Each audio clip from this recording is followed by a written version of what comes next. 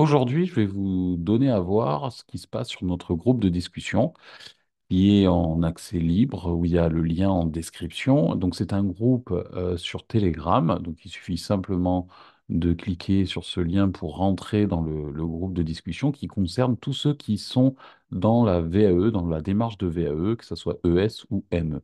Et aujourd'hui, je vais vous prendre un fragment de cette conversation qu'il y a eu il y a peu sur le groupe, et parce qu'elle est intéressante, comme il y en a souvent, parce que ça concerne en réalité un réajustement par rapport à la commande, par rapport à un décès, à un domaine de compétence. Là, il s'agit du domaine de compétence numéro un, et ça concerne plus précisément les ES. Alors, c'est valable d'une certaine manière aussi pour les ME, mais c'est plus spécifique pour les ES, effectivement, dans cette conversation-là. Je trouve ça intéressant de le partager avec vous, de partager cette conversation parce qu'elle montre, je vais vous expliquer, je vais vous décortiquer la conversation, et puis surtout, enfin la conversation, c'est une simple question, une simple réponse, donc c'est assez court, mais je vais aussi vous expliquer ce que je me dis, en fait, avant de répondre, et puis je vais vous développer les réponses que j'ai faites par écrit. En tout cas, voilà, vous allez avoir aujourd'hui dans cette vidéo un extrait de conversation du groupe de discussion. Donc, si vous êtes lancé dans la démarche de VAE, que vous êtes dans un questionnement par rapport à comment écrire ou comment rattraper parfois les choses aussi, parce que si ce n'est pas la première fois que vous vous lancez dans la VAE, et puis par exemple vous avez eu une validation partielle, eh bien, vous pouvez tout à fait rejoindre le groupe. Ça vous permettra peut-être de réajuster les choses. Donc, je vais partager l'écran. Nous voilà sur la conversation dont je vous parlais. Donc, cette personne m'écrit: Bonsoir, je commence ma première situation. Euh, j'ai choisi la situation d'un adolescent. Donc, là, déjà, j'ai choisi ma première situation. Alors, situation, donc, pour ça que je pose des questions après. C'est pas forcément très clair. Je peux pas forcément comprendre quelle situation ou j'imagine que c'est la situation de travail. Et probablement, j'imagine aussi que ça concerne le DC1. Mais c'est pas dit, parce que dans votre première situation, vous pouvez tout à fait y mettre du DC4 ou du DC3 ou du DC2. Enfin, il n'y a pas d'ordre. Donc, ça, je ne suis pas forcément très bien renseigné à ce moment-là. J'ai choisi la situation d'un adolescent avec des problèmes de délinquance. L'adolescent a été adopté à l'âge de 3 ans dans une famille complètement différente de ses géniteurs. Ok, donc bon, pourquoi pas. Les informations qui sont là, évidemment, bon, on peut comprendre, ça reste assez vague, et c'est pas forcément un gros souci à ce niveau-là. J'aimerais mettre les aspects théoriques sur les enfants adoptés, la délinquance et la crise identitaire de ce jeune. Ok. A-t-on une limite d'apport théorique et est-ce que cela vous semble cohérent? Merci. Alors, donc je vais vous lire maintenant les réponses que j'ai pu faire. Donc la première question, mais évidemment, c'est pour quel VAE? Je suis pas, ça peut être ME, ça peut être ES. Euh, Évidemment, je me doute à ce niveau-là que c'est ES, mais voilà. Et est-ce que c'est bien pour aborder le DC1? Là aussi, c'est pas forcément évident. Donc je dis, dans tous les cas, il n'y a pas de limite d'apport théorique, effectivement. Même, surtout pour le DC1, je dirais qu'il faut que ça soit, je le précise, assez conséquent. Et concernant la cohérence, donc si je pars du principe, bon voilà, c'est ce que je dis, ça c'est ma réponse. En concernant la cohérence, si je pars du principe que c'est pour la VES et que ça concerne le DCA, alors je vous conseille d'être vigilant à un détail très, et j'insiste, important, qui peut vous faire rater la validation du DC. Parce qu'effectivement, là, dans comment c'est avancé, et c'est très souvent quand je parle avec les personnes que j'accompagne et que je leur demande à quelle situation vous pensez pour traiter du DC1, eh bien les réponses, dans la grande majorité des cas, c'est une description de la situation de la personne. Donc, c'est-à-dire, elle a eu, et donc là, une description, souvent, ce sont des histoires évidemment complexes, avec de nombreuses difficultés. Et ça, euh, en réalité, c'est presque secondaire sur le thème, enfin sur le domaine de compétences qu'on attend. Et donc je précise ma réponse. Faites vraiment attention. Voilà, dans le dessin, la situation de l'adolescent, bon, pour ce cas-là, évidemment, n'est pas le sujet qui est traité en soi. Le sujet, c'est votre façon à vous de construire la relation éducative avec l'adolescent, là, dans ce cas précis. C'est le fait d'expliquer ce qui s'est passé, c'est d'apporter votre analyse de cette construction de la relation éducative. Le sujet, c'est beaucoup plus vous, le professionnel, comment vous prenez en compte les difficultés et les ressources et le parcours de vie de la personne pour adapter votre approche auprès de l'adolescent afin de construire les meilleures conditions possibles d'une relation éducative porteuse et étayante pour lui, pour l'adolescent. Donc, faites attention à ne pas rester que sur la personne et sur ce qu'elle a vécu. Évidemment que c'est à décrire, mais ce n'est que le point de départ quasiment. C'est vraiment le point de départ. Je suis convaincu de ça et c'est beaucoup plus important de construire les choses dans ce sens-là. C'est-à-dire de partir de son parcours de vie, de ses difficultés, pour après démontrer ce que j'ai dit plus haut justement, et c'est ma réponse le plus important dans votre écrit, euh, et donc qui doit prendre le plus de pages, donc la plus de quantité, de volume, hein, vraiment, c'est ce que je vous ai écrit plus haut. Effectivement, le sujet principal dans le dessin, surtout le dessin, c'est le domaine de compétence vraiment le plus introspectif du référentiel.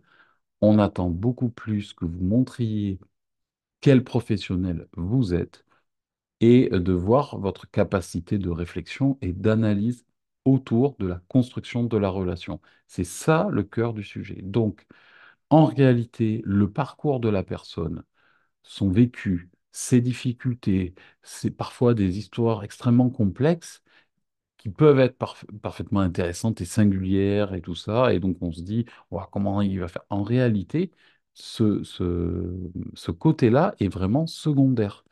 Ça doit être le parcours de la personne, une difficulté de la personne, éventuellement, et éventuellement, ça doit être le prétexte pour démontrer comment vous, avec ça, comment vous faites pour construire la relation éducative. Donc, mais le sujet, c'est vous. C'est vous le professionnel. Quel professionnel vous êtes? À la rigueur, ce qui est pas mal de faire apparaître, c'est quel professionnel vous étiez au moment des faits et après quel professionnel vous êtes aujourd'hui.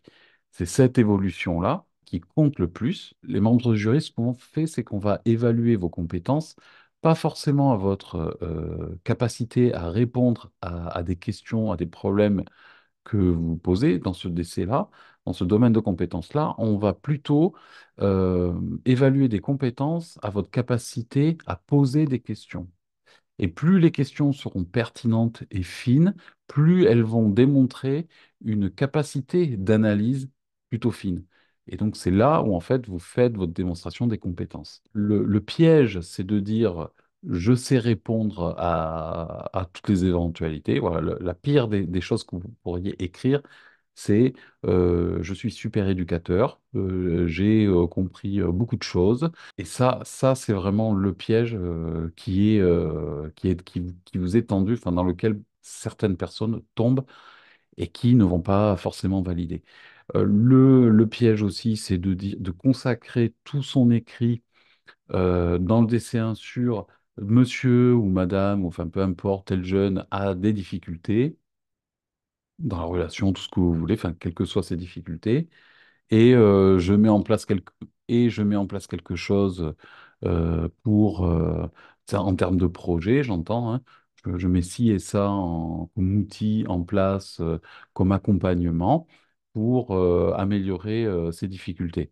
Bon, ben là, on a basculé dans le DC2 et on n'est plus du tout dans l'analyse de la relation éducative, qu'est-ce qui se passe entre lui et moi, ou entre le groupe et moi, parce que c'est le sujet, c'est pas l'action, c'est pas les moyens que vous auriez mis en place, c'est qu'est-ce qui s'est passé, qu'est-ce que moi j'ai compris de ce qui s'est passé, et chez moi, et pour la personne, et entre nous. C'est la relation. C'est ça le sujet.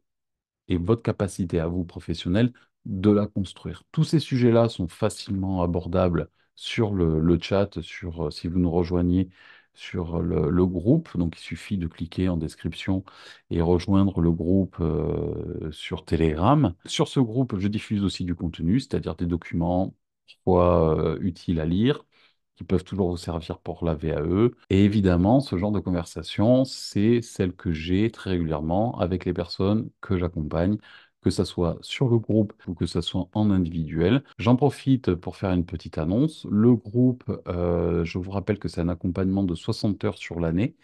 Donc évidemment, il a commencé. Il y a toujours les heures qui se sont déroulées déjà, qui ne sont pas perdues puisqu'elles sont toujours accessibles, vu que toutes les séances sont enregistrées, donc elles sont accessibles en replay. L'accès est sans limite, c'est à vie. Vous pouvez y accéder autant de fois que vous voulez. Et évidemment, il y a tous les documents que l'on co-construit ensemble. Voilà. En plus de toutes les aides, que ce soit le recueil de citations, que ce soit la documentation utile en fait en termes d'information pour remplir le livret 2, surtout ES. Je pense notamment à l'éthique, le petit cours sur l'éthique ou sur la méthodologie de projet. Voilà, tout ça est accessible aussi sur le groupe et puis évidemment aux accompagnés en individuel, ça leur est donné aussi. Donc sur le groupe, ce que je voulais dire, c'est que pour tous ceux qui ont envie de se lancer dans la VAE, si ça n'a pas été fait, il est encore temps, on est fin mai, c'est tout à fait possible. Et si vous avez décidé de déposer pour le mois de septembre, si vous avez envie de vous remettre dans la VAE, si vous ne vous y êtes pas mis, si vous avez envie de vous lancer ou si vous voulez vous redonner un peu de courage, eh bien, venez dans le groupe. Vous avez le groupe, donc il y a une grosse promotion que je fais pour les quelques mois. C'est un accompagnement qui va durer jusqu'à la fin de l'année 2024, puisqu'il y aura le dépôt du livret 2 au mois de septembre. Et puis après, on prépare l'oral jusqu'à ce que le dernier soit passé à son examen, c'est-à-dire au mois de décembre en général. Voilà, donc allez checker ça. Cette promotion, je le dis juste comme ça, elle est limitée à 2 places, simplement. Donc ce sont juste les 2 premiers qui pourront bénéficier de ce tarif-là. Après, ça sera le tarif maximum. Donc, ben, sautez sur l'occasion, évidemment. Si vous êtes motivé pour rejoindre le groupe et obtenir votre diplôme de S à la fin de l'année 2024, voilà. Et sinon, vous avez toujours les aides méthodologiques. Si vous avez envie de commencer par de petites aides méthodologiques pour vous relancer la VAE, eh bien, allez voir aussi en description. Vous avez par exemple le pack avec toutes les aides, tous les outils méthodologiques qui sont à votre disposition.